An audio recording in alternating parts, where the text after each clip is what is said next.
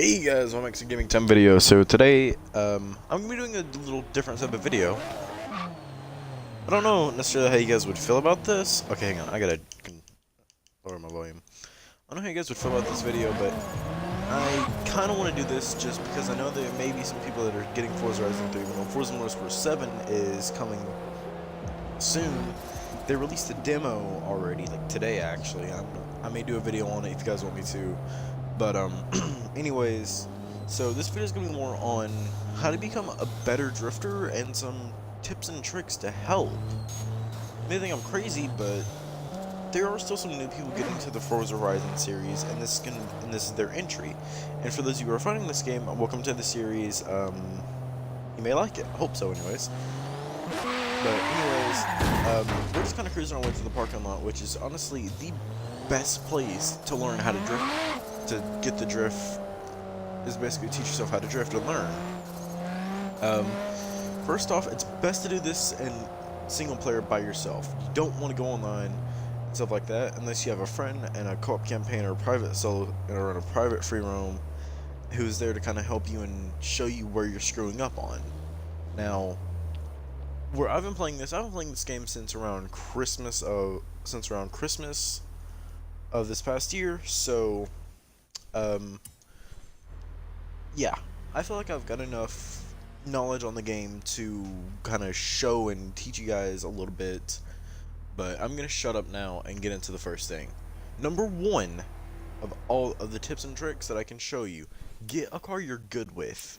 You never want to jump into a car that you feel like you're gonna suck with, or you know you're bad with.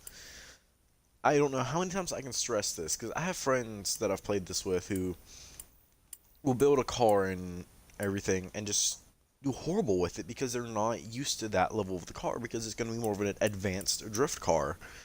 It's like putting a V8 in something in this game and like Honda S2000 that's not really, and you're just not able to handle it. But now, I know I did do a V8 in a 240, but I can handle the car. I'm actually really good with 240s. I'm not using a 240 for this episode. We're actually using the Skyline GTR V-Spec that we built, but it's like, how many 240s do I have here? 1, 2, 3, 4, like 5, even though these are technically Silvia's, but so, okay, in the S series, in total, let me count how many I have. 1, 2, 3, 4, 5, 6, 7, 8, 9 cars in the S chassis. But the 240s, honestly, they're just the Nissan 240 SX SE is probably the easiest car to learn how to drift with. Now, the reason why this one's sitting a little monster truckish is because of I finally did my little angle mod thing too that I'm actually going to show in this video as well. We're actually, if I haven't done it to this car already, we're going to do it. But the best thing I can teach you guys is just get a good car, build it a little bit, keep lower horsepower, probably around 300-400s is a good learner's point. But this car, actually, let me see, you know what, let me see how much it's making for you guys. Let me see how much it's making. Wrong place. We're making 621, which some cars it spends a lot at that. Others doesn't spend that much. But anyways, I'm gonna kind of clutch kick. I'm gonna freestyle this and not try to run a certain path. And number two of what I can of tips and tricks, throttle control. You can tell I'm kind of bouncing the throttle a little bit, not staying on it a lot, which will help you control your drifts. The best way to practice this is either just run in the parking lot, just try to run around, or go to a roundabout, because you gotta use a lot of throttle control, and that'll help you do better drifts, along with your angle and everything else, which I'm going to show you soon. That is technically maybe third, but I'll get to more topics on that. But this is more of tips and tricks on how to be better. I mean, I'm not pro myself. I mean, heck, I've only just started teaching myself how to do tandems. I mean, I'm not good at whatsoever. And also, going out on the main roads and just freestyling, pulling the brake and everything else. And I guess I can show you guys too. I will after. But another thing, I guess I would get into as well while we're driving here to show more throttle control. Run manual with clutch. You don't want to run automatic with just regular manual because it will screw you up. Now, if you're on a wheel and everything like that, I mean, I can't really help you. I'm running controller myself. I want to get a wheel that way I can do better, but I just can't afford one. And I do want to know, going to a smaller roundabout may be a lot easier for you because I just go to this one because I can run wider a lot better. I'm actually going to show you guys two really good ones to practice with. It's down in Byron Bay, but like this one right here, and then this one down here. There's two really good ones. They're small, and you should be able to run them really well.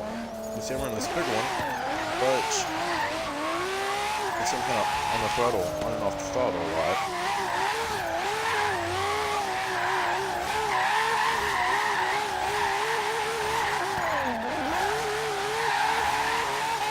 Go to third, get off throttle, do so much.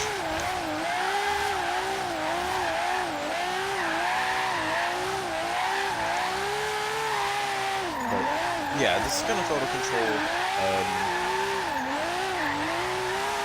I actually don't remember what I was talking about before. Maybe it'll come back in the video. Maybe it'll come back. But,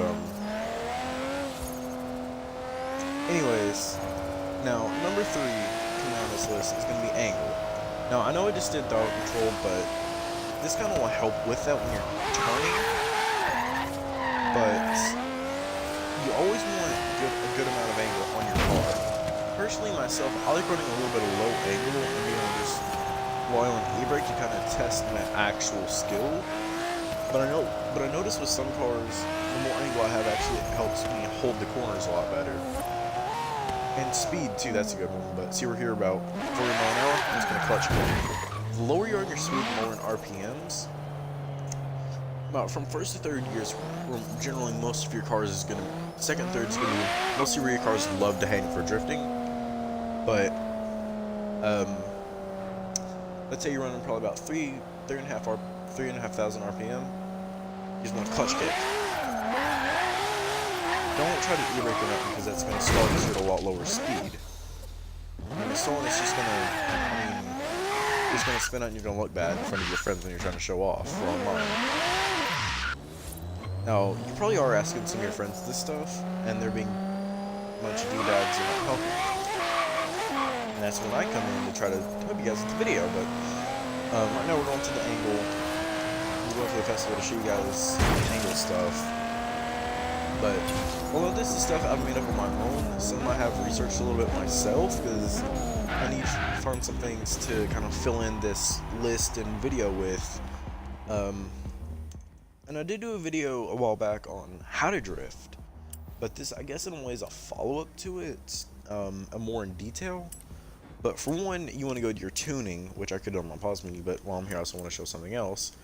And you want to go to alignment. You always want negative camber, and then you want toe. Usually I'm okay. Wow, that's bad for this car. But anyways, you want to, usually I try to match my camber and toe at the same. And I usually just do about 0.5 on the rear just to give it something. But this car's running 2 and 2 on the front, and you always want your angle high. But I don't really can't tune this that well. Oh, maybe I've already done with this car. I don't know.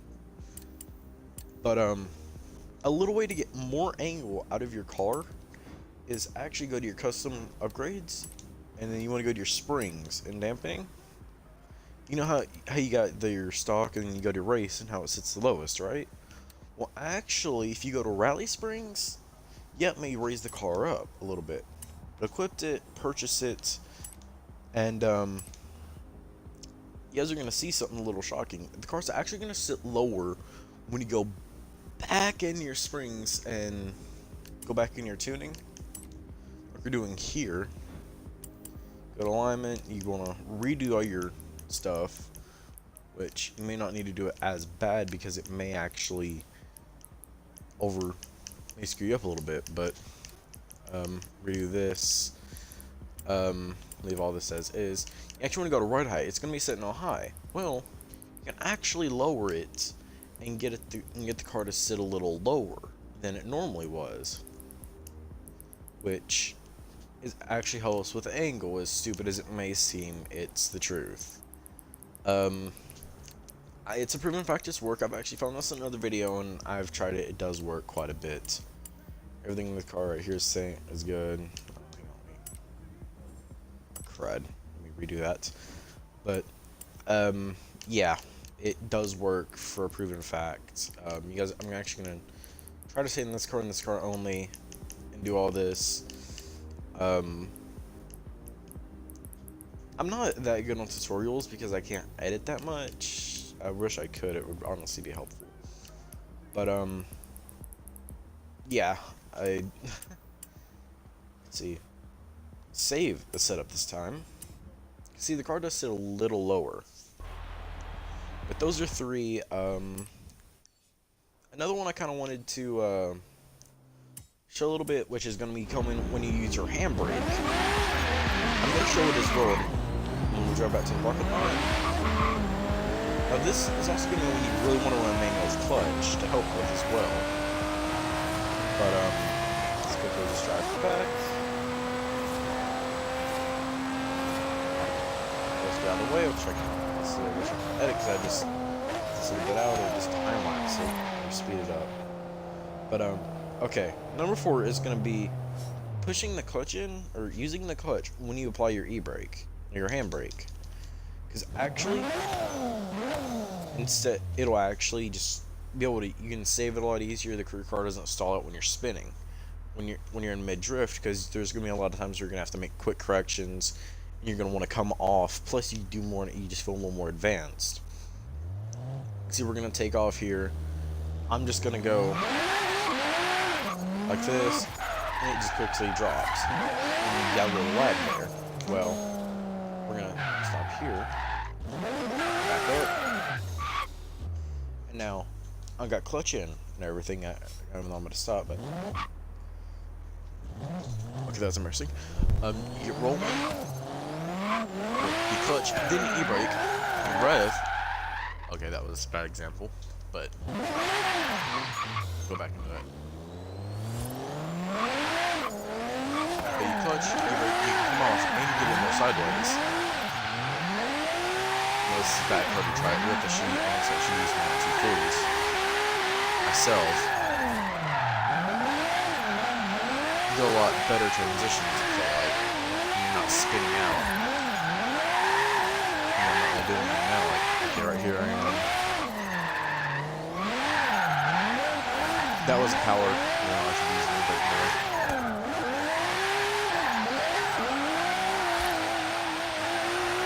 Yeah, that is that part. Clutch with e-brake, I mean, it's kind of simple to learn, but, I mean, there's nothing you can do about that. Let's see. We have another one. I'm driving here, but, like, a lot of it is learning your car. Getting a good feel of drifting is the feel for your car, which is when you want to, I mean, lower horsepower car that you can feel a lot easier.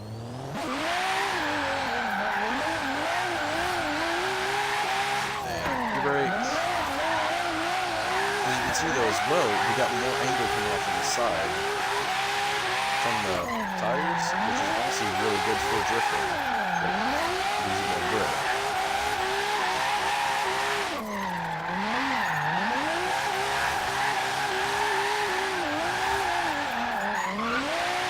Some people may honestly be really good with higher power cars too, but I mean that I've never been. I've always been better around probably 500 is my max, even though some cars I end up building are a lot more. But it's just me.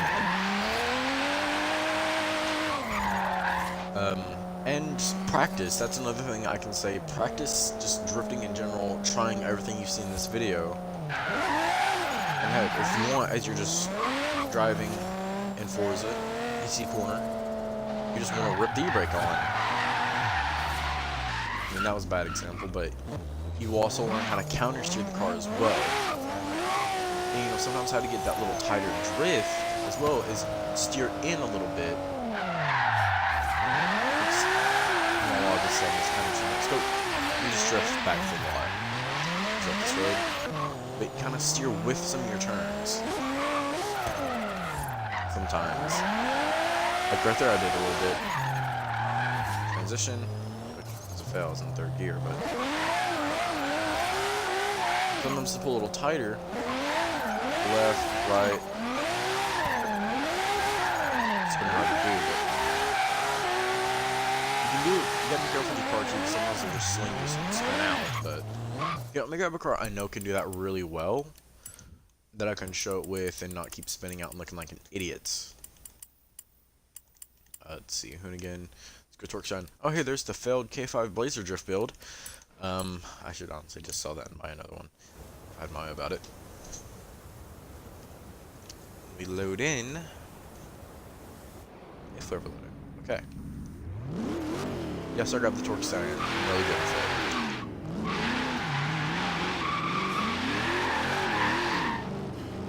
As we're going here. See, I'm pulling with it a little bit. And then kind of starting out. Bad example on that. I'll turn with it.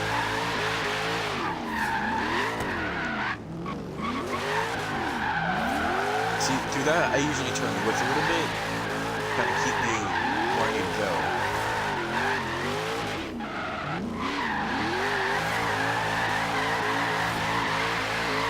See, I'm turning with it a lot. Which, in fact, it does help me, although you gotta be careful, otherwise you will end up getting slung out or end up doing a complete transition, which is what you're not trying to do. It is something that is a little difficult to learn. Even to this day, I'm still not that good with it. You have a bucket list challenge to complete Go nearby. away. Would you like me to set a route there for you? Something I can say too helps is getting a good tune for your car, because myself, I'm not. Yeah, I can tune drift cars. I'm better at tuning drift cars than I am just regular race cars or drag cars. But finding a good tune helps quite a bit, even if it ain't nothing but just adjusting your gearing or your tire pressure, your camber, something. And this is a harder video for me to make because I don't know much on like how to do it. I just go with everything, and I don't want to sound like I'm just saying common things.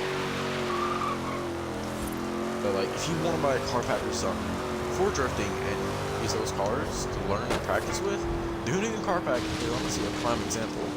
Because the Torque Scion and the Hoonicorn, even though the Hoonicorn is all-wheel drive, it still hooks like a rear-wheel drive car, and does pretty good. You very rarely spin out with it, even though I did a video with it not so long ago, and I kind of spun out quite a bit, but that's not to be talked about. You mostly want to run rear-wheel drive as well, just to be safe. Not be that guy that's on a front-wheel drive, being Mr. Ricer over there, and rips the e-brake, car slings out everywhere, and just fooling it. Doesn't work. But, I mean, I'm doing the best I can, guys. Jesus. Got it. But, yeah, you know what? Just to practice some more throttle control to show, let's go down here to one of the roundabouts that I was showing earlier in this video. Or, I guess, stream, whatever you want to call it. But, yeah. A lot harder to learn than you would think, I'm not gonna lie. Because it took me quite a while to actually learn throttle control myself, so there's gonna be a thing or two I do go over once or twice, and this is gonna be one of them. Let's see, third gear, just because it's close.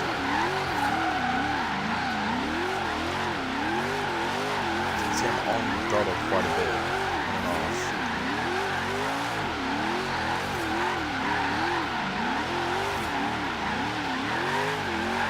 So I'm never actually spinning this rev in the middle like I was at the parking lot.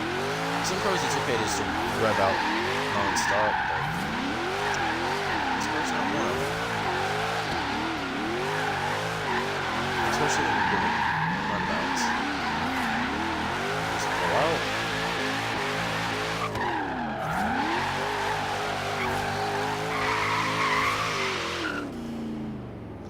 guys, I think that's actually gonna do it for this video. I feel like I've covered enough stuff to help become a better drifter.